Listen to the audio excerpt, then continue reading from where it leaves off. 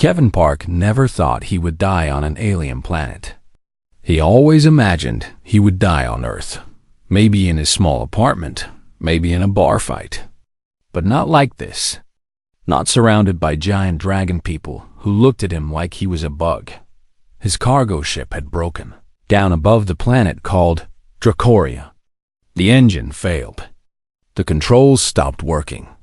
Kevin had crashed into a forest of purple trees and somehow survived. But within minutes, dragon warriors had surrounded him. They were 8 feet tall with scales covering their skin. Some had wings. All of them had swords. Kevin had fought back. He was not a soldier. He was just a cargo hauler who delivered packages across the galaxy. But he grew up in a poor neighborhood on Earth where you learn to fight or you learn to suffer. He had punched one dragon in the face before they knocked him out. When he woke up, he was in chains. The dragons dragged him through a massive city made of black stone and gold metal. Everything was huge. The doors were 20 feet tall. The stairs were made for giants. Kevin felt like a child in a world built for monsters. They brought him to a throne room. And there, sitting on a throne made of bones and jewels, was the biggest dragon Kevin had ever seen. His scales were gold. His eyes were red like fire. His voice shook the floor when he spoke. "A human," the dragon said. "How interesting." Kevin learned that this was Emperor Vorn, ruler of the Dracorian Empire. The Dracorians were one of the most powerful species in the galaxy. They were warriors. They conquered planets. They ate their enemies, or so the story said. "This small creature fought my guards," one of the warriors reported. "He broke Captain Thorn's nose." The Emperor laughed. It was a terrible sound, like thunder mixed with grinding rocks. "A human with spirit. I've not seen one of your kind in many years. Your people are small and weak, but I have heard you are clever." Kevin said nothing. He was too busy trying not to show fear. "I should kill you," the Emperor continued. "You crashed on my planet without permission. You attacked my soldiers. But I am in a generous mood today. I will give you a choice." Kevin finally spoke. His voice was rough from thirst. "What choice?" The Emperor smiled, showing teeth as long as knives. "My empire wishes to form an alliance with Earth. Your planet is small, but your people are everywhere in the galaxy. Like rats, useful rats. I will offer you a gift that many would kill for." He clapped his massive hands. A door opened at the side of the throne room, and 7 women walked in. No, not women. Dragon women. Princesses. They were tall and beautiful in a terrifying way. Their skin had scales that shimmered like gemstones. Their eyes glowed with inner fire. Each one looked like she could kill Kevin with her smallest finger. "My daughters," the Emperor announced proudly. "Choose one. Marry her. Become part of my family. In return, you will convince your Earth government to support Dracoria in our future wars." Kevin stared at the princesses. 6 of them stood in a line, straight and proud like soldiers. They were thin and muscular, with sharp features and cold expressions. They looked at Kevin like he was dirt on their shoes, but the 7th one stood apart from her sisters. She was different. She was not thin. She was round and soft, with wide hips and a full belly. Her scales were a gentle rose gold color, not the harsh metallics of her sisters. She did not look at Kevin with disgust. Instead, she watched him with curious eyes, like she was actually interested in what he would do. The 6 thin princesses whispered to each other and laughed quietly. Kevin understood immediately. They were making fun of the 7th one. The fat one. The different one. "Choose," the Emperor commanded. "Any daughter you wish. Choose the strongest, and she will make you powerful. Choose the most beautiful, and she will give you status." Kevin looked at all 7 princesses again. The thin ones were still looking at him with hatred. They did not want to marry a human. They thought he was beneath them, but the round one, the different one, she had kind eyes. And Kevin noticed something else. Her hands were not smooth like her sister's hands. Her hands had small burns and calluses. Working hands. Kitchen hands. Kevin had grown up poor. His grandmother had raised him after his parents died. She had run a tiny restaurant in their neighborhood, and Kevin had helped her cook every day until she passed away. He knew what a cook's hands looked like. He also knew something else. In his experience, people who were mocked by others were usually the most interesting, the most real, the most worth knowing. Kevin pointed at the seventh princess. That one. The throne room went silent. Then it exploded with noise. The emperor laughed so hard the wall shook. The thin princesses gasped in shock. The warriors whispered to each other. Someone shouted, "He chose Hannah." The round princess, Hannah Kang, looked just as surprised as everyone else. Her golden eyes went wide. Her mouth opened, but no words came out. "You choose my greatest disappointment?" The emperor asked, still laughing. Hannah has no skill in battle. She spends her time in the kitchens like a servant. She is fat and soft and useless. Are you sure, human? Kevin shrugged. Unsure. The emperor waved his hand. Then take her. She is yours. Perhaps you deserve each other. The thin princesses laughed cruelly. The warriors shook their heads. Everyone in the room thought Kevin had made a terrible mistake, but Kevin did not care what they thought. He had learned long ago that the world was often wrong about who had value and who did not. After the ceremony, which was quick and strange, Hannah approached Kevin in a quiet hallway. She was even prettier up close. Her face was round and gentle, with soft cheeks and full lips. She smelled like spices and smoke, like a kitchen after a long day of cooking. Why? She asked. Her voice was deeper than Kevin expected. Strong. Why did you pick me? You could have chosen Victoria. She is the eldest and the most powerful. Or Melissa, the most beautiful. Why me? Kevin looked at her for a long moment. Then he smiled. You looked like you knew how to cook. Hannah stared at him. Then, for the first time, she smiled too. It was a small smile, careful and unsure. But it was real. I do, she said quietly. I really do. Kevin nodded. Good, because I'm starving. I have a feeling this is going to be a very interesting marriage. He had no idea how right he was. The first month of marriage was strange for Kevin. He lived in a small estate on the edge of the Draconian capital city. The house was tiny by dragon standards, but huge by human standards. It had 12 rooms and a garden filled with alien plants he could not name. Hannah kept her distance at first. She was polite but quiet. She brought him food 3 times a day, and each meal was better than the last. Kevin had eaten in fancy restaurants on Earth. He had tasted the best food the galaxy had to offer. But Hannah's cooking was something special. Every bite made him want to cry with happiness. On the 5th day, Kevin finally asked to see the kitchen. Hannah looked surprised. You want to see where I cook? I grew up in a kitchen, Kevin explained. My grandmother owned a small restaurant. I helped her cook every day from when I was 6 years old until I was 20. Something changed in Hannah's eyes. The wall she had built around herself cracked a little. She led Kevin to her kitchen, which was the biggest room in the house. It was filled with pots and pans and strange alien ingredients. It smelled like heaven. This is my world, Hannah said softly. My sisters have their swords and their armies. I have this. Kevin walked around the kitchen slowly. He touched the spices, smelled the herbs, examined the tools. Then he rolled up his sleeves. Teach me, he said. Teach me to cook Draconian food, and I'll teach you Earth food. That was the day their real marriage began. They spent hours together in the kitchen every day.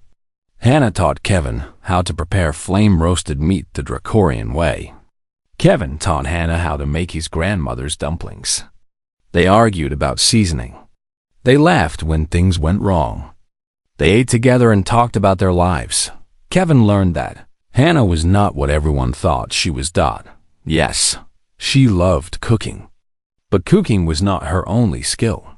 While her sisters had trained in combat their whole lives, Hannah had secretly studied other things. She had books hidden in her room about chemistry, engineering, and agricultural science. She understood how to grow food on dead planets. She knew how to create new types of crops that could survive in any environment. "My father does not value knowledge," Hannah explained one evening. They were sitting in the garden, eating a meal they had made together. "He only values strength, warriors, violence. When I showed him my research, he laughed at me. He said I was wasting my time." Kevin shook his head. "That's stupid." Hannah smiled sadly. "In Dracoria, being smart is not enough. You must also be deadly. My sisters can kill 100 enemies before breakfast. What can I do? Grow vegetables?" "Growing vegetables is important," Kevin said firmly. "Armies need food. Planets need farms. You can't conquer the galaxy on an empty stomach." Hannah laughed. It was the first time Kevin had heard her really laugh. The sound was warm and bright. "You are strange, Kevin Park," she said. "Most men would be ashamed to have a wife like me.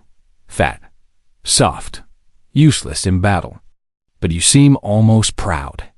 Kevin looked at her seriously. "My grandmother taught me something. She said that the world always thinks it knows who is valuable and who is not.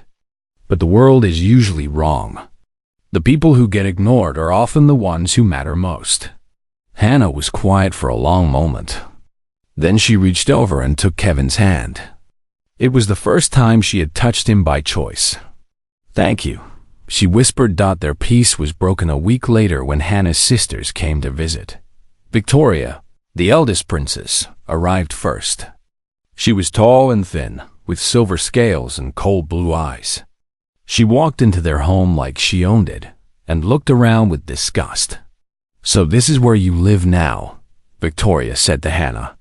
"A tiny house on the edge of the city. With a human. How embarrassing." "I like it here," Hannah replied quietly. Victoria laughed. "Of course you do. You always did have low standards." Kevin stepped forward. He was a foot shorter than Victoria, but he did not look afraid. "Is there something you wanted, princess? Or did you just come here to be rude?" Victoria's eyes narrowed. "You dare speak to me, human? Do you know who I am?" "Yeah, you're my wife's sister. And you're in our home. So either be polite or get out." The room went silent. No one spoke to Victoria like that. No one. Victoria's hand moved to her sword. For a moment, Kevin thought she would kill him. But then Hannah stepped between them. "He is my husband," Hannah said. Her voice was steady now, stronger than before. "And he is right. You are in our home, Victoria. You do not get to insult us here." Victoria stared at her younger sister like she was seeing a stranger. "You have changed, Hannah.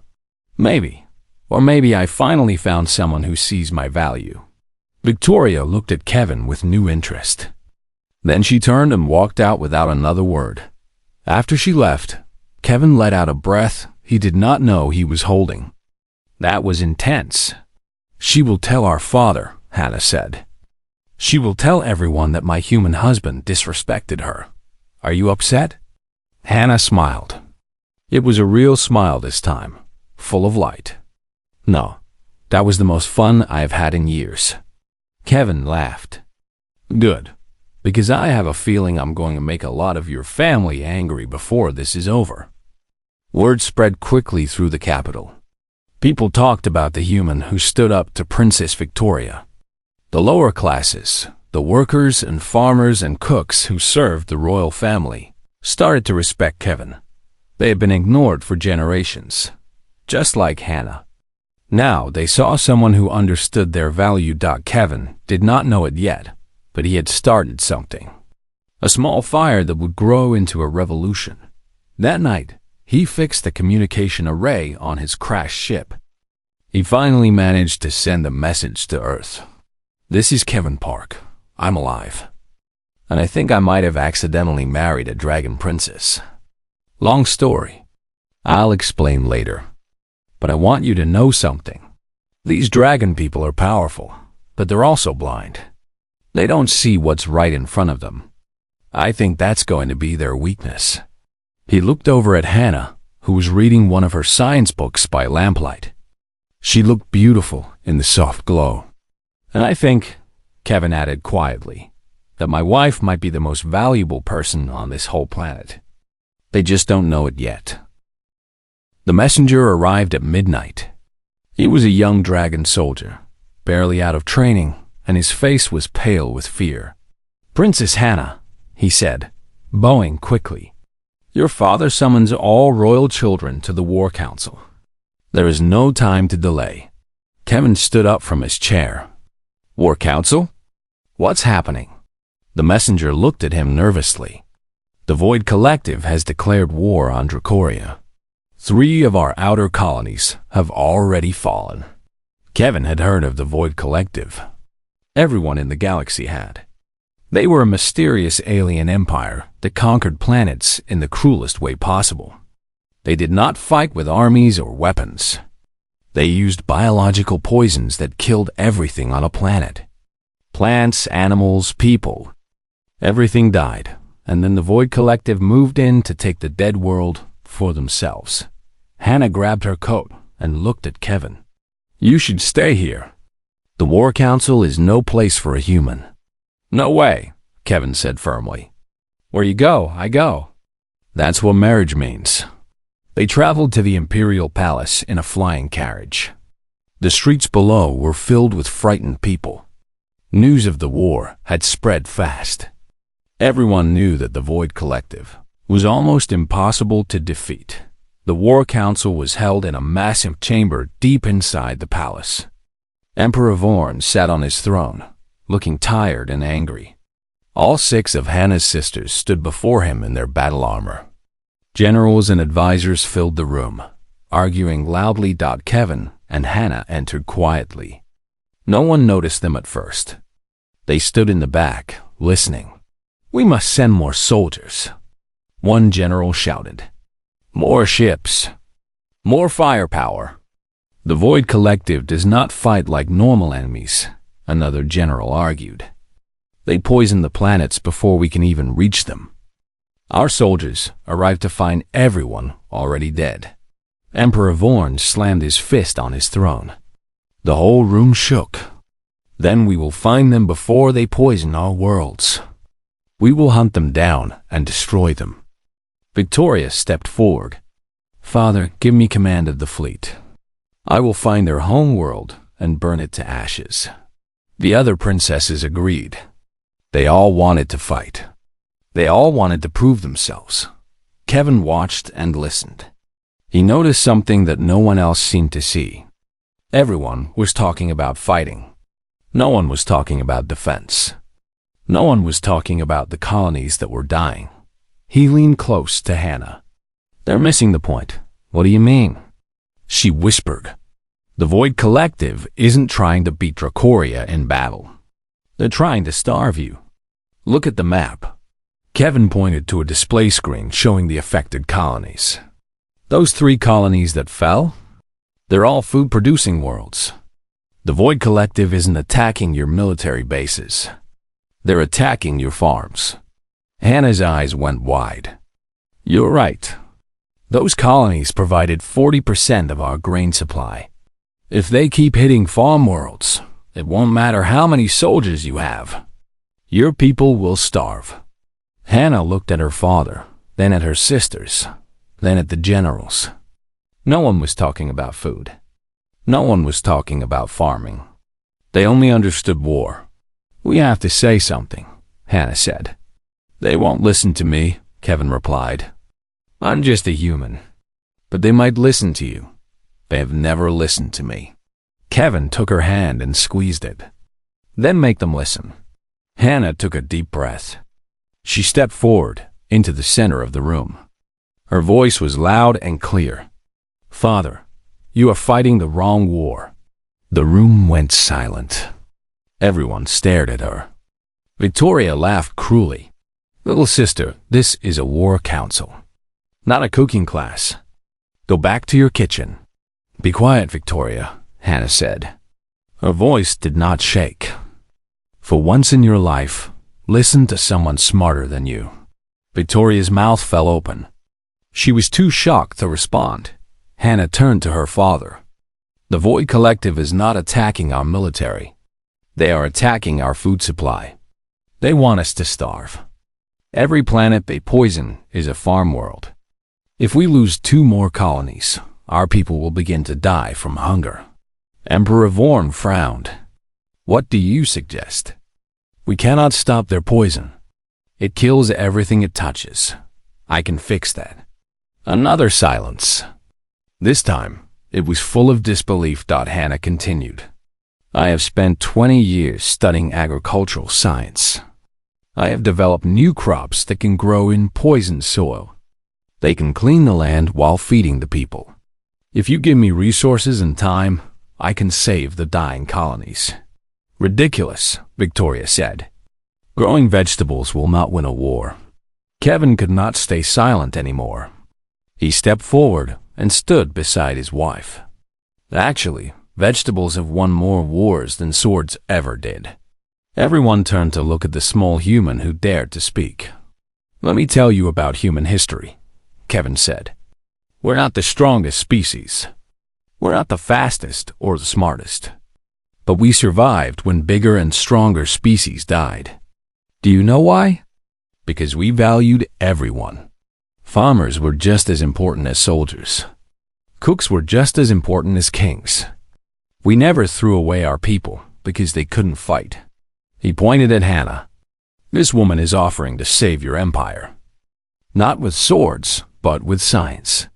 And you're laughing at her. That's why you're losing. Emperor Vorn's eyes burned with anger. How dare you lecture me, human? I dare because I'm right. And deep down, you know it? The room exploded with shouting. Guards moved toward Kevin. It looked like he was about to be killed. But then a voice called out from the back of the room. Wait, everyone turned. A young commander stepped forward. He was tall and strong, but his features were softer than pure Dracorians. He was a hybrid, half-human, half-dragon. My name is Brian Lee, the commander said. My mother was human. I know what this man is saying is true. Humans win wars differently than we do. Perhaps we should listen. Emperor Vorn hesitated. Brian was one of his best commanders. His opinion mattered. Fine, the Emperor said finally. Give Hannah resources. Let her try her foolish plan. But if she fails, I will not protect her from shame. Hannah bowed. I will not fail, Father. Kevin and Hannah left the War Council together. Outside, Brian caught up with them.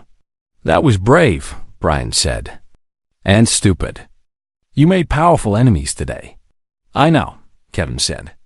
But sometimes being stupid is the only way to be right. Brian smiled. It was the smile of someone who understood. I will help you secretly. Whatever you need. The Emperor may not see the value in what you're doing, but I do. Hannah looked at Kevin with tears in her eyes. No one has ever believed in me before. Kevin held her hand. Then everyone was blind. Now let's go save some planets. The colony world of Ashenvale was dying. The Void Collective's poison had killed half the forests and most of the crops. The sky was gray. The water was brown. The people were starving and afraid. Kevin and Hannah had been working on Ashenvale for 3 months. They lived in a small farmhouse on the edge of a dead field. Every day, Hannah planted her special crops. Every night, Kevin helped her record the results. It was working. The new plants were not just surviving. They were cleaning the soil. Slowly, the dead earth was becoming alive again. The colonists watched with hope as green shoots pushed through the poisoned ground. "You did it," Kevin said one morning, looking at a field of healthy plants. "You actually did it." Hannah smiled, but she looked tired. She had worked harder than anyone. Her hands were covered in dirt. Her face was thin from stress, but her eyes were bright with pride. "We did it," she corrected. "I could not have done this alone." The colonists loved them. To the farmers and workers of Ashenvale, Kevin and Hannah were heroes. Every day, people brought them small gifts. Food they could barely spare. Flowers from their gardens. Letters of thanks. But not everyone was happy. Kevin noticed the shadows first. Strange figures watching their house at night. Ships flying overhead that did not belong to Dracoria. He knew they were being watched. "The Void Collective knows about us," he told Hannah. "Your crops are threatening their whole strategy. They're going to come for us." "My father will protect us," Hannah said, but her voice was uncertain. Kevin shook his head. "Your father doesn't care about this colony. He's focused on his big warships and his soldier daughters. We're on our own." That night, the assassins came. There were 5 of them. They were creatures from the Void Collective, tall and thin with gray skin and empty eyes. They moved through the darkness without sound. They were professional killers sent to murder the fat princess and her human husband. They never expected what happened next. Kevin had spent weeks preparing for this. He had set traps all around their house using things from the kitchen.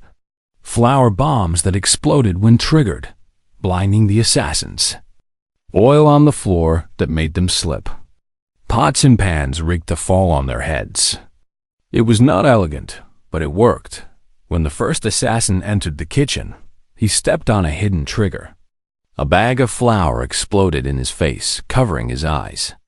Before he could recover, a heavy iron pan swung down and knocked him unconscious. The second assassin triggered another trap and slipped on cooking oil. She fell hard and hit her head on the stone floor. The third assassin was smarter. He avoided the traps and came at Kevin with a knife. But Kevin had grown up fighting in the streets. He grabbed a wooden spoon, blocked the knife, and punched the assassin in the throat. The creature fell, gasping for breath. The 4th and 5th assassins made it past the kitchen. They found Hannah waiting for them in the main room. They laughed when they saw her. A fat dragon woman in a simple dress. What could she do? Hannah transformed. Kevin had never seen a Dracorian change into their true dragon form. It was terrifying and beautiful. Hannah's body grew larger and larger. Her skin became scales. Wings burst from her back. Her face stretched into a dragon snout with teeth like swords. But she did not look like her sisters. She was not slim and deadly. She was round and massive, like a mountain made of rose gold scales. Her body filled the entire room. The assassins raised their weapons. One of them fired a poison dart. Hannah opened her mouth and breathed fire. The fire was not like normal dragon fire. It was white and blinding, hotter than anything the assassins had ever felt. It turned the poison dart to ash before it reached her. It turned the assassins themselves into shadows on the wall. When it was over, Hannah transformed back into her human form. She was shaking. Kevin ran to her. "Are you okay?" "I have never killed anyone before," she whispered. "I always hated violence. But I had to protect you. I had to protect our work." Kevin held her tight. "You were amazing. Your fire was incredible. I've never seen anything like it." Hannah laughed weakly. "I spent 20 years in kitchens and forges. I learned to handle heat that would kill my sisters.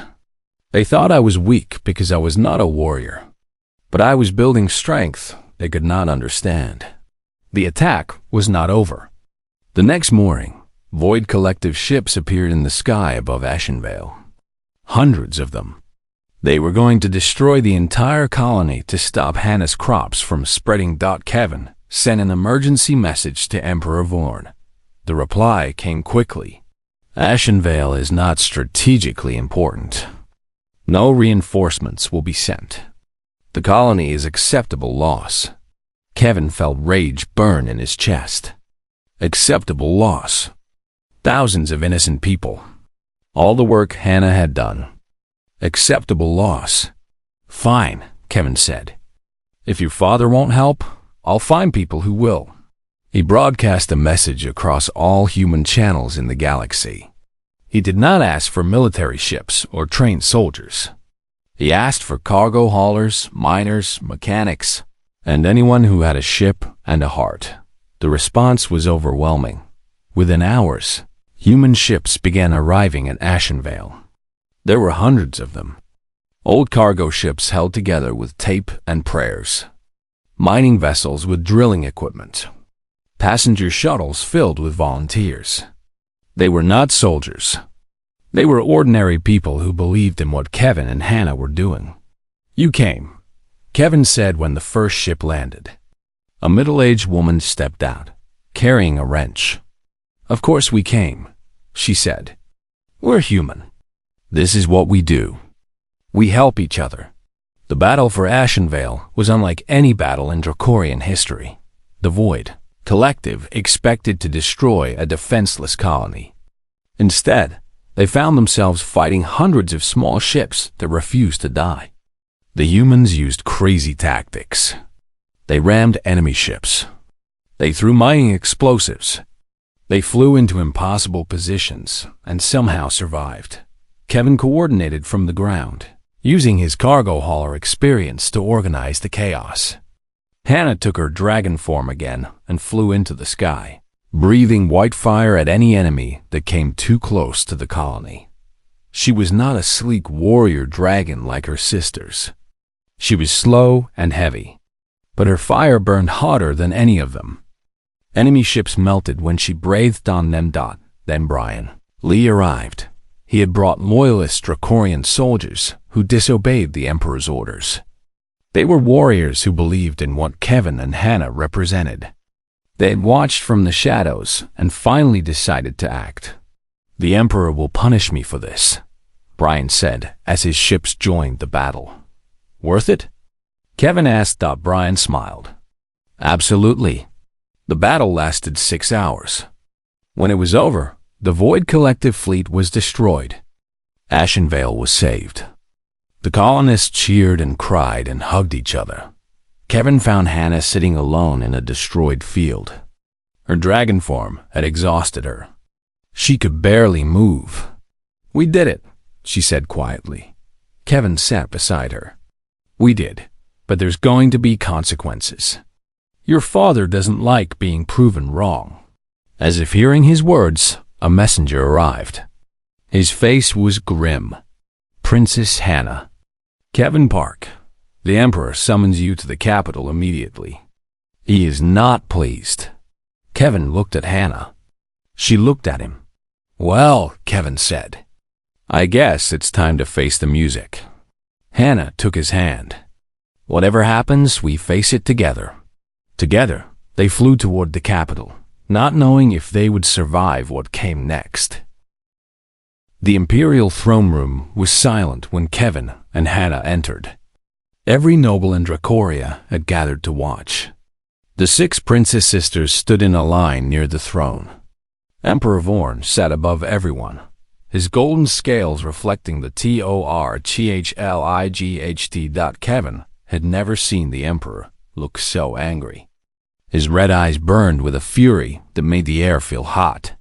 You disobeyed me, the Emperor said. His voice was cold, which was somehow worse than shouting. I told you that Ashenvale was acceptable loss.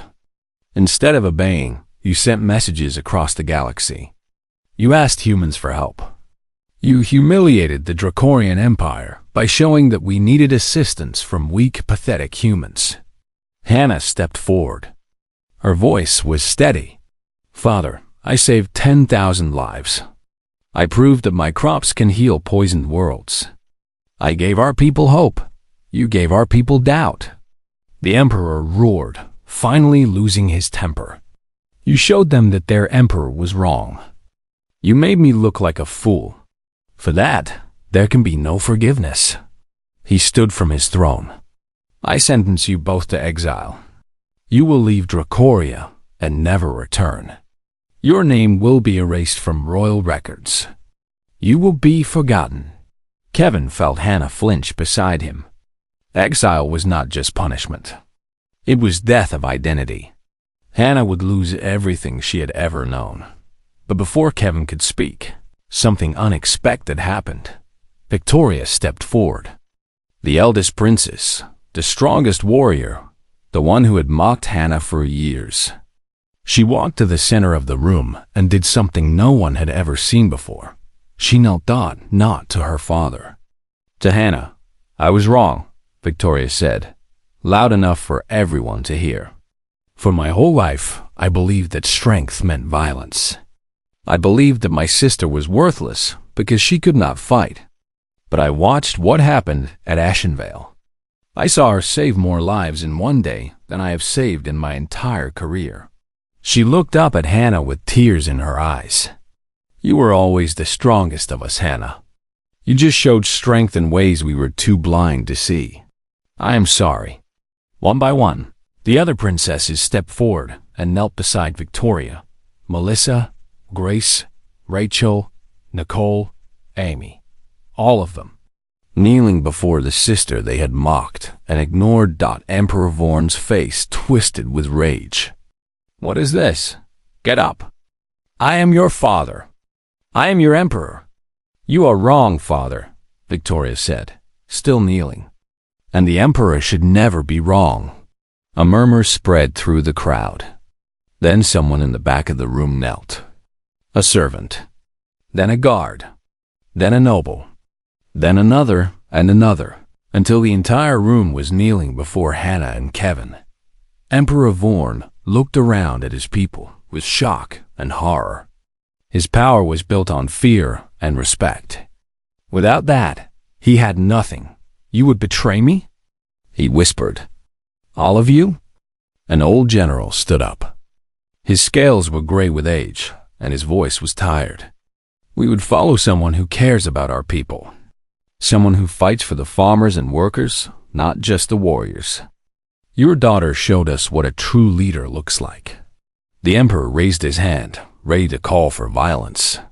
But he saw the faces of his guards. They were not looking at him with loyalty anymore.